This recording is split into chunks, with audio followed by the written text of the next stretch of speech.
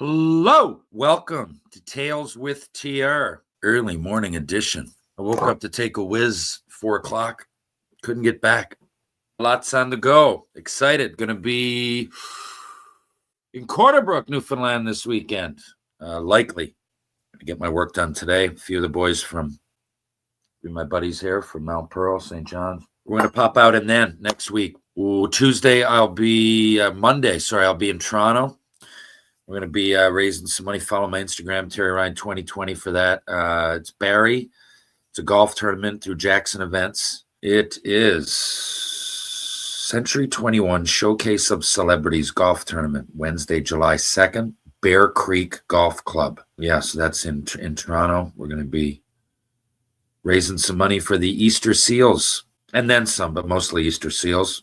One of my favorite foundations. And, they got prizes for the best team and best dressed team. Sorry. I'm sure they got like closest to the hole, all that stuff. A little bit of fun. Looking forward to that. And we'll be in PEI July 2nd to the 6th to watch my daughter play soccer, the Atlantic Soccer Showdown. Team Newfoundland, of course, Team Prince Edward Island, Team New Brunswick, and Team Nova Scotia. For those that don't know what the Atlantic provinces are, there you go. So that should be fun. I'm love hockey. It goes so long. I mean, the American League just finished 2 days ago. That it's nice to have a little break. I suck at golf, but it's nice to play some golf and raise some money. And I enjoy golf. I enjoy being out on the course, especially the nice walk. Usually it's a beautiful atmosphere outdoors wherever you are, especially in Canada, changing of the seasons. Everything's in full bloom right now. We're in full summer mode. It's a great time to be alive. And Sheena wants to know, hey, Terry, who's the most underrated player you ever played with? Oh, my God. Underrated player I ever played with. Well, that would include NHL and, there's so many. But you know what? My guest this week is fairly underrated, Donald McLean. And Donald would fit in that category. It's tough to pick one person, but since he's coming on my podcast, there's a boy we call Daddy Mac. Senior came up with that, Daddy Mac. Donald McLean, when we played here, we were teammates in Fredericton and then again in St. John's just a year or two later with the Maple Leafs. And Daddy Mac, we got drafted. Daddy Mac went, I believe, 33rd overall in 95 entry draft. Okay, I went 8th. I haven't mentioned that before. Anyway, of course, it's not close at all, but it is on a world level. Daddy Mac is my exact birthday, January 14th, 77. We grew up playing baseball and hockey against each other. You'd win like the Newfoundland, we would, and then usually run into him in Bedford. He was a great pitcher as well in baseball. So I knew Daddy Mac way, long before the NHL draft. But I went to the Western League. He went to the Quebec League, got drafted out of Beauport, ended up winning a Memorial Cup with Hull. But he was a little bit in minor hockey the same. I think he left home a little bit after I did, and it took him a while to get his feet on the ground. And he went 33rd overall. On the world level, man, it's like 25 picks is nothing later than me. So, we were always close and followed each other. And Daddy Mac made the show right off the hop. Played his junior out, but when he was 20 and I got sent to the American League, in Fredericton, we split teams with LA for some reason. So Fredericton had half their team was Montreal Farm or Farm Hands or prospects. Half the team were Los Angeles Kings prospects. So Daddy Mac started the game and started the year in Los Angeles. Daddy Mac, I'm not looking at my phone. He's one of my best friends. I know he had, I believe it was 22 games played, I think. And he had 5 goals, 2 assists or something. Or 2 and 5. No, he had 5 goals. He could really score. And but he got sent down to Fredericton. Now in Fredericton, that was my first year. I speak about Michel Therrien.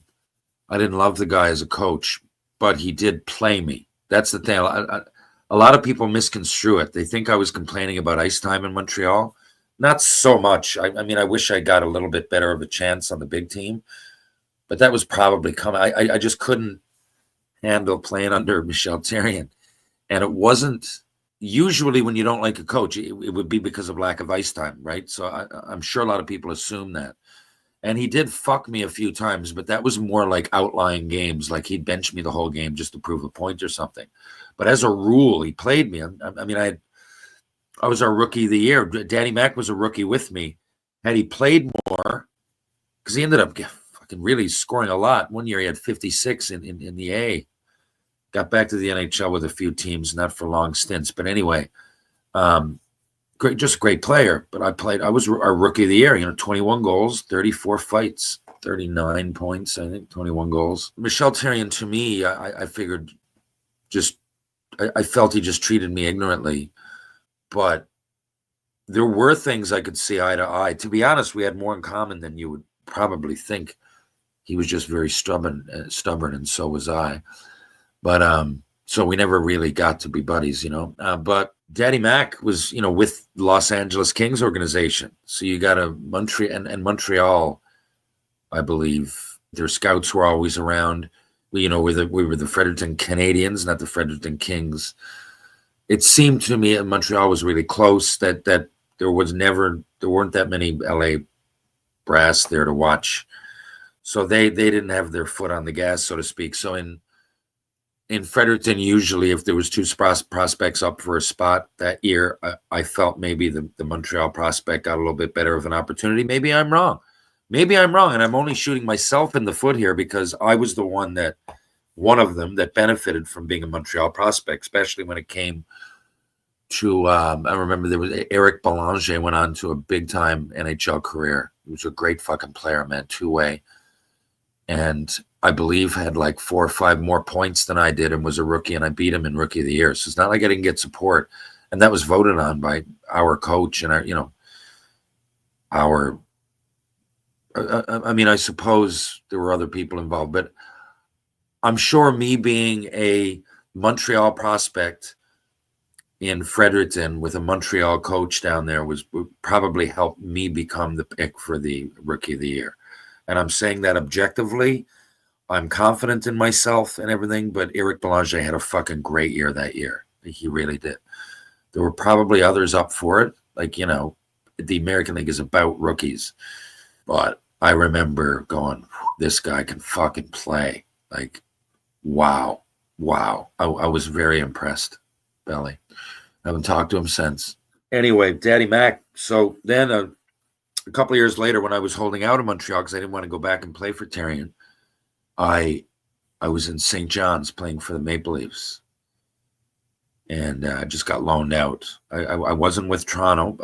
They kind of allowed me to play on their minor league team. They were trying to work out a trade, never happened. But Al McAdam was our coach, and Dave Cameron. Dave, a lot of you might know from World Juniors just recently, and then coached a lot in the NHL and the OHL. Successful coach, and that was his first gig, I believe, in pro.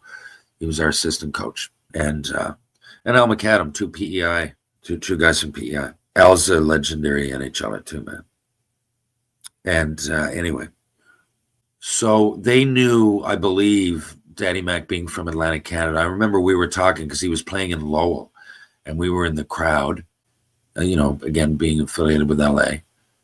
And I'm not sure, but I remember really pumping his tires, and the boys loved him, and he ended up getting traded over to Toronto. He didn't play much with Toronto. I think only 3 or 4 games. And here, we were in St. John's. So I don't know if Al and Dave had anything to do with that. But I do remember being there and talking with our scouts, our being Toronto. It's confusing, I know. I remember having that conversation with a few of them, and they were really interested. Anyway, he ended up on our team. Toronto traded for him not long after. I'm not saying we had anything to do with it, but it might be the reason they were asking us. Hockey's a small world. He showed up, and we played together. And I wasn't in St. John's. I wasn't playing like I was in Fredericton because, well, there you go. It was the same. Shoe was on the other foot. The Maple Leafs, obviously, are going to play their prospects more than their non-prospects, and I wasn't even with the Leafs. Now, I knew that going in, and I played enough. I was 3rd, 4th line all year with Sean Thornton, played with Thornty a lot. Aaron Brand, Ryan Pepperell, Sil Apps. Yeah, it was Kevin Adams, Buffalo GM now. He played on our line a little bit. So didn't have a bad year or anything. I just didn't, I wasn't as big a priority, of course. And Daddy Mac really, Toronto just traded for him. So now the shoe was on the other foot. If 2 years before in Fredericton he wasn't playing a lot and I was, now, like I said, the shoe was on the other foot. So, but we were playing together on the same line for a lot of it. And Daddy played like 21 or 22 games. I think he had 20, 26 or 27 points. And then the next year was off to the races at like 70 odd points within a couple of years. I believe he got traded over to Detroit from Toronto. I ended up going on then to other teams, as you do, and eventually got hurt. Daddy Mac, I remember, played for Grand Rapids and had 56 goals, fucking 56. And in the American Hockey League, not a lot of people get 50 goals. Those who can usually are up in the NHL by that point, by the time they would get 50, or they're overseas. People get a lot of points, but 50 goals, 56 is a lot in any league, but I just find that the American Hockey League, it's tough to do. So Daddy Mac, especially at that time too, was a defensive-minded thinking. Anyway, he went on, and wherever he went, man, he'd get called up. He wouldn't play a lot, whether it was Detroit, Red Wings, or Phoenix, Coyotes, Toronto, LA, wherever it was. I mean, he didn't play much, maybe 50 games, but always did something. Like he'd get called up for 3 games and like get a couple of points, goal and assist on like limited ice time, like 2 and 3 minutes a game. I know because I watched sometimes every minute. I was, we're good buddies. So anyway, I'll have the Daddy Mac and his son Fenwick just got drafted by the Newfoundland Regiment. So that's kind of full circle, and of everything, our teammate in 97, 98, I just spoke of on Fredericton and the Fredericton Canadiens, Daddy Mac and I, was Gordie Dwyer. And Gordie was a rookie that year as well. He's his 77th birthday as well. Kind of slipped my mind for a second. So it's really full circle. Gordie's over here coaching the regiment. The 3 of us were teammates, and this is they're playing in the rink that I just played last year with the Growlers. That awesome situation that happened to me, my favorite hockey game I've ever played.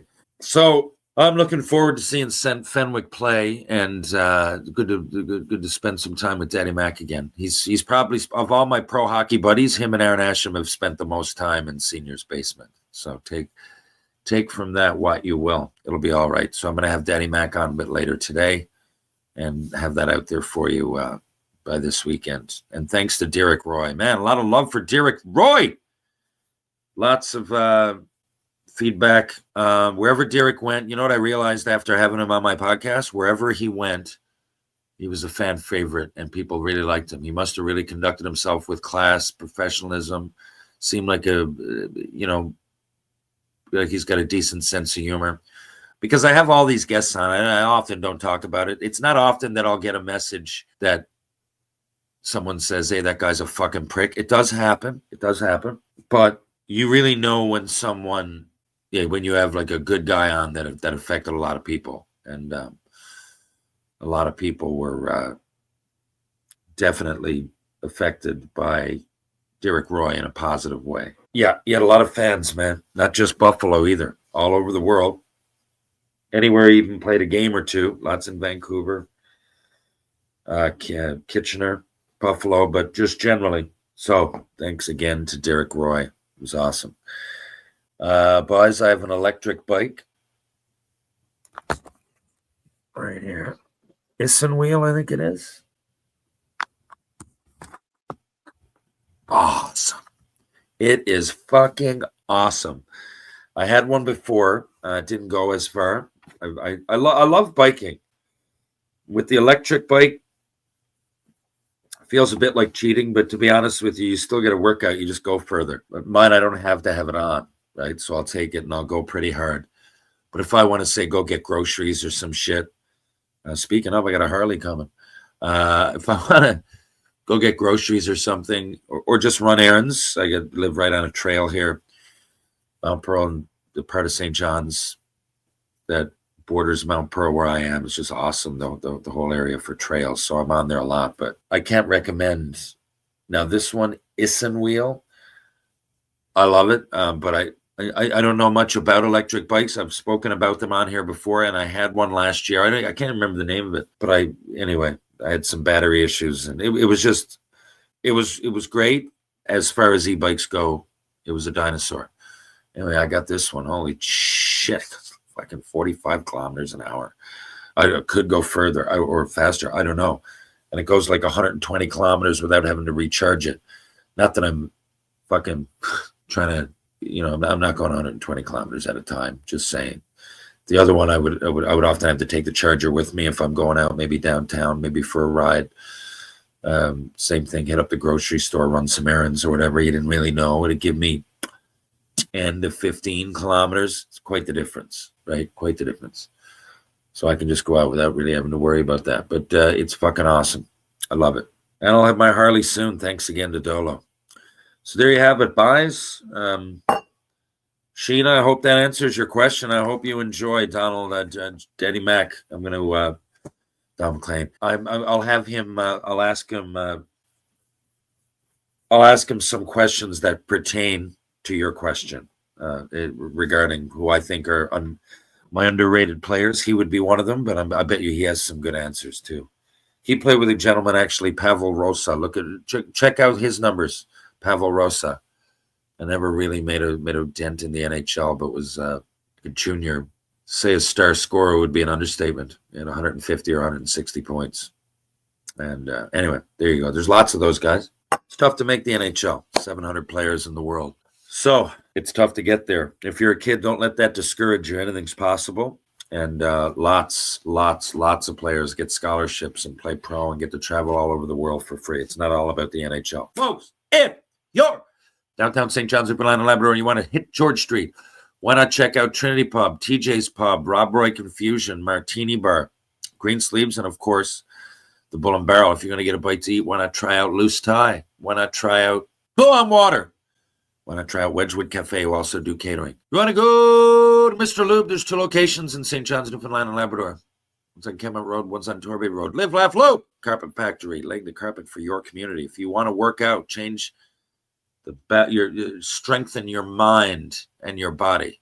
Strength and balance for the body and mind. Hit Ryan Power of Power Conditioning. GS Construction out Edmonton Way, laying the groundwork for your community. Crown Cabinets, check it out just because. Muggsy Jeans, I loves me Muggsy Jeans. And of course, True Hockey, take what's yours. Folks, I'll be back in 2 shakes of a lamb's tail with Donald McLean. See you there.